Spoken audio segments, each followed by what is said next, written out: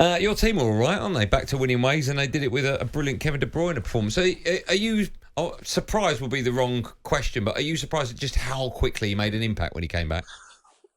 Well, yes and no.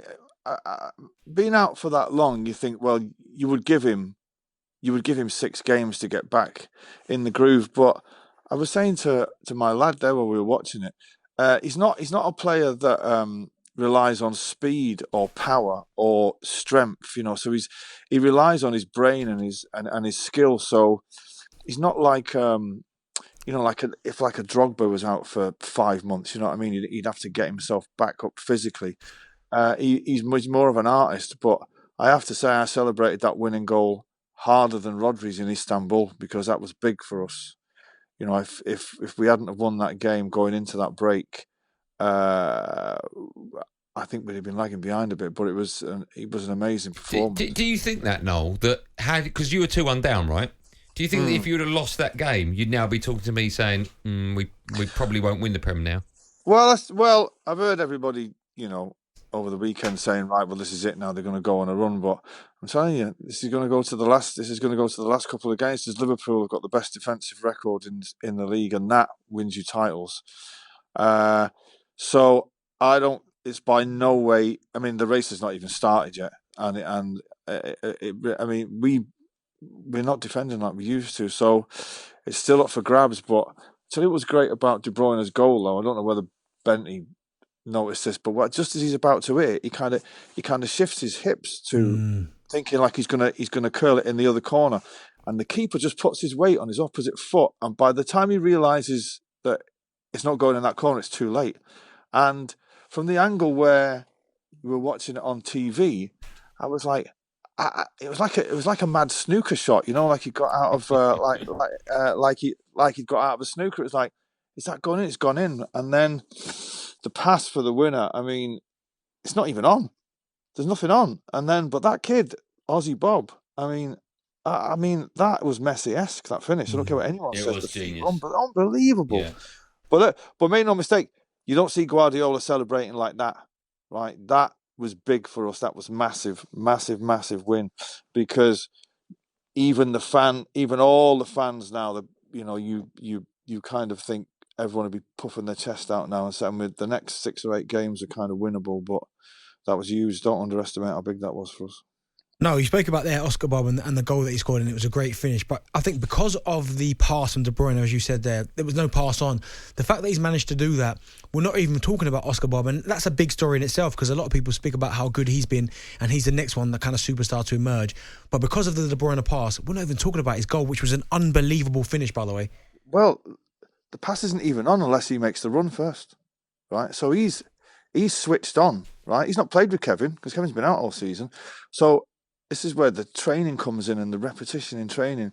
Before De Bruyne hits the pass, Oscar Bob is on his way. And it's the more you watch that goal, the more unbelievable it is. In the 91st minute, a 20-year-old kid, it is outrageous. Outrageous. My lad had his top off in the front room. honestly, and Pep was celebrating that goal harder than he did in the Champions League final. So I mean, that was massive for us, massive. The fact that you managed to get past Newcastle as you did, in the way that you did it, and you've still not got Haaland back yet. I mean, you guys are the favourites again, quite clearly again this season. I know Liverpool are doing really well, but to bring Haaland back as well, that's like a new signing. Well, yeah, I mean, but I think Pep summed it up perfectly. It's like those two players, they don't change the way we play, but they kind of win us the games. Do you know what I mean? Because with Pep, like the system is king, right? And the players fit into the system, and that's why you can bring all these kids in, and they know what they're doing because the system is ingrained into them. But like Alvarez missed a couple of sitters there at the weekend, and you'd have thought Haaland will bury them. But what Haaland will give us, I don't think we'll win any more or less games with him, but we'll be winning big, and it will demoralise the opposition. And by the way, while we're talking about it, Bernardo Silva's goal. Oh, wow.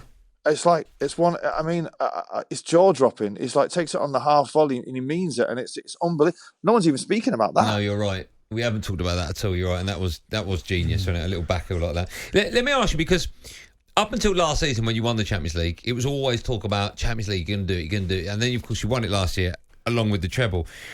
I'm just looking at your next game. I think I'm right in saying your next game is away at Spurs. That's the FA Cup. What's your view on a game like that? Because you've won the treble. You've won the FA Cup a few times, of course, under Pep. Are you sort of like desperate to win that game? Or you're like, do you know what? Because we won the treble. Well, first of all, I wouldn't mind us scoring a goal in that stadium, which we've yet to do, right? So that's the first Which, thing. hold on, Man City have never scored it. No, never scored. That's, no, okay, I didn't know that. Right. Yeah, no. With the first game we played there, we was in the Champions League quarter-final. We got a penalty which Aguero missed, and we've never scored. We've yet to score. In fact, we've yet to turn up in that stadium. And but I think it's going to be a great game, and I think most City fans that I speak to, if you could, in an ideal world, pick whatever trophy you would win this season, it'd be the league, because it's never been done before, 4 in a row. But I can see us going. I can see us going all the way in all competitions. I'm not going to say we're going to win it or anything like that, but I can see us going all the way, because I spoke to you months ago saying that I think the dream would be that Kev would come back refreshed, take us to the Champions League final and dominate that final. And because he's been 2 Champions League finals, he's not done that yet, and he's had to come off in both. Yeah. And I'd love him to get there and like really run the show, and kind of. I mean, he's a legend anyway, but to really cement his legacy as a great European footballer. But on the next game against Tottenham is going to be a belter. It's going to be. And it's always an amazing game against them, but it's going to be great there. I'm looking forward to that. You going to go? Yeah, of course. You go? Right. Yeah. I shall be there with my lads. But the way Spurs played yesterday will be unbelievable. Yeah. Were you allowed to take his top off again if you win? I'll make him. Do you think that it makes that game even better, because you look at the way Ange's playing with Spurs now, and they're on the front foot, they're open to play against, but they're not one of these that want to sit in against Manchester City and make it difficult. Do you think make it a better game? Well, if we play like we played yesterday and they play like they play, the 20 players are going to be in a 5-yard strip across the centre circle, like playing extremely high line, and it could be like, it could be 4-4. But I think, I don't think Kev will start. He's saying himself he's only got 20 minutes, maybe 30 minutes. But I mean, I fancy us because we've got our bigger players are back. But Tottenham just look fearless at the minute, and they were. That was a great watch yesterday. That game. I want to get your view on what's going on at the moment with regards to financial fair play. There's talk today that Forest and Everton have been found guilty, and we're waiting to find out their punishment, their extra punishment if it's Everton. City have got 115 charges up against them. Are you worried about what potentially could happen to your side? Genuinely. I think they've been fast tracked being charged because the rules have changed since recently, haven't they? I'm led to believe. But look, the fact that we've been charged with 115 things means to me they're going to find something, right? Yeah. But listen, I followed my club all the way down to the 3rd division. I've been there. I'll go again. Honestly, it will not make a bit of difference to anybody. I agree with that, right, from your perspective. But I honestly can't see the fact there'll be a day where the Premier League relegate a side like Man City and all the players that they've got into the Championship League One. I just can't see that happening. I can't see it. If let's just say we get proven big, I would imagine they'll start a season at minus 10 or 20 points, and there'll be a transfer embargo for 4 windows or something like that. I don't think we're going to get stripped of any trophies, and I don't think we're going to get sent down to the Championship or the 3rd division. But we'll have to wait and see. Everybody's kind of well, if Everton are guilty, then City must be guilty. Well, let's wait and see. Yeah. Let's wait and see. Yeah. A quick word about Cole Palmer. He seems to be smashing it at Chelsea. Yeah. I mean, what a player he looks, to take all that responsibility on. I mean, he's by far and above their best player, I think, anyway, to step up and take pens for them all the time and slot them home so comfortably. Your view on him when he was a City player and now, do you watch him and think, why do we let him go?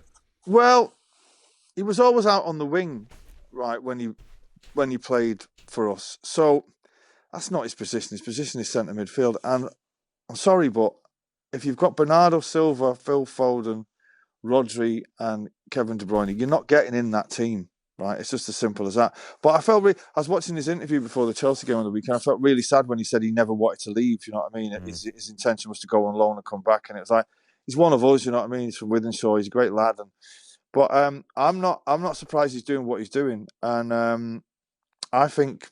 But then again, you know, City. You said this a couple of seasons ago about Zinchenko and Jesus. If City wouldn't have had Oscar Bob, they would never let him go. So they don't let good players go, City. No. But good luck to Cole. You know what I mean? I'm kind of half a Chelsea fan now when I see him play. Like I want him to do well. Do you know what I mean? But he has to go to the Euros with England. He has to. And if Gareth Southgate was in any way a risk-taking manager, which he doesn't seem to be, I'd have him handfolding in that midfield. talkSPORT Drive. Super opinionated sporting debate. Monday to Friday afternoon from 4 on AM, on DAB, via the talkSPORT app and on your smart speaker. talkSPORT.